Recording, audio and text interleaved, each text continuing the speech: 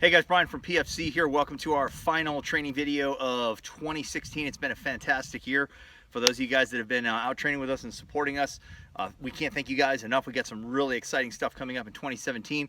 Those of you guys we haven't seen yet, we'd really like to have you guys come join us either in our home facility in Nevada. Watch out for that, or one of our mobile programs around the world as well. Moving on to our final drill of the year. This one's called 3 lines. And essentially what this addresses is the switch from running either a carbine with 2 hands or a handgun with 2 hands into running a handgun with 1 hand. What are we talking about here?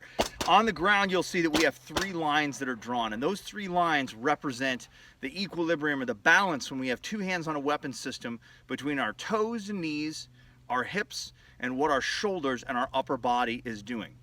So when we have those things in alignment, which is typically where the gun bearing side is back just a little bit, that foot is back a tiny little bit, thus the same gun bearing hip is back a little bit, and the gun bearing shoulder is back just a little bit. Everything seems to be pretty much in harmony with 2 hands on the gun.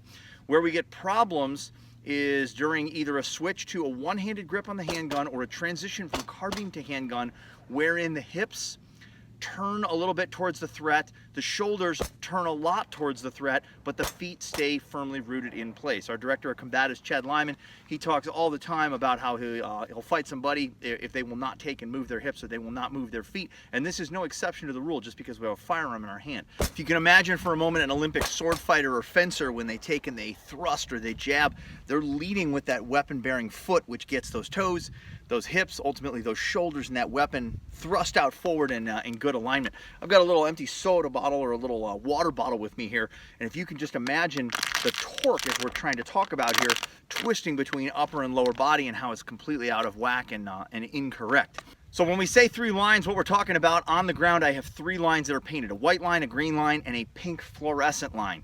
Each one is representing a different part of our body as we move up that ladder. One line is representing what our toes are doing, another line is representing what our hips are doing, and then the final line is representing what our shoulders are doing. We want to get those 3 lines in alignment. Standard, traditional, antiquated range training just hammers people about moving their feet on the ground, and we play these red line games constantly. We want you to move your feet.